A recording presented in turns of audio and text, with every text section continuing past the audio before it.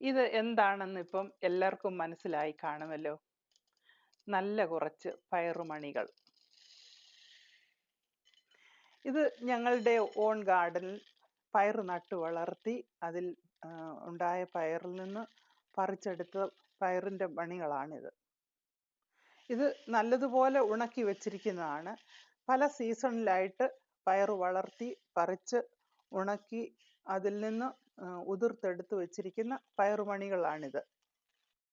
ഇത് ഡിഫറെൻറ്റ് കളറിലുള്ളതാണ്. Black, maroon and red ഉണ്ട്. ഇത് ഡിഫറെൻറ്റ് വെറൈറ്റിയിലുള്ള പയറുമണികളാണ്. റെഡിൻ്റെ കൂട്ടത്തിൽ തന്നെ വലുതും ചെറുതുമുണ്ട്. അതുപോലെ തന്നെ ബ്ലാക്കും വലുതും ചെറുതുമായിട്ടാണ് ഉള്ളത്.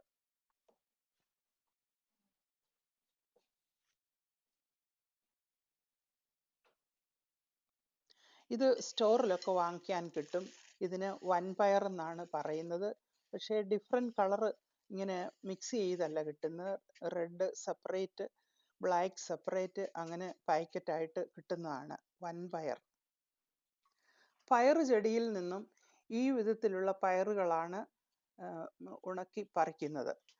ശരിക്കും ഉണങ്ങിയില്ലെങ്കിൽ ഇത് വെയിലത്തിട്ട് നല്ലതുപോലെ ഉണക്കി വയ്ക്കണം.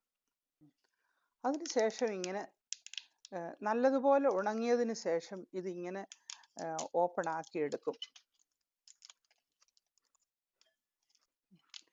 ഇത് ബ്ലാക്ക് കളറുള്ളതാണ്. ഇതും ബ്ലാക്ക് കളറാണ്. ഇതും ലോങ് ബീൻസ് ആണ്. ഇതിൻ്റെ പയറുമണികൾക്ക് അല്പം വലിപ്പം കൂടുതലുള്ളതാണ്. കൂട്ടുകാരെ, ഈ വൻപയർ കൊണ്ട് പല ഡിഷുകൾ ഉണ്ടാക്കാവുന്നതാണ്.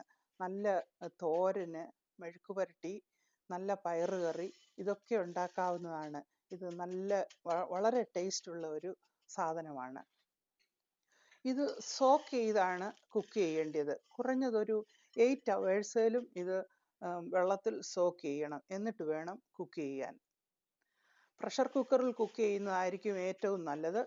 എന്നിട്ട് മറ്റ് വെജിറ്റബിളിൻ്റെ കൂടെ മിക്സ് ചെയ്ത് നല്ല തോരനും ഒക്കെ വെക്കാൻ നല്ലതാണ്. ഇത് ഈ വൻപയറും പച്ചക്കായും കൂടിയിട്ട് നല്ല തോരൻ വയ്ക്കാവുന്നതാണ്. ഇനി അതിനൊന്ന് ട്രൈ ചെയ്യണമെന്ന് ഉദ്ദേശിക്കുന്നു. Thank you for watching.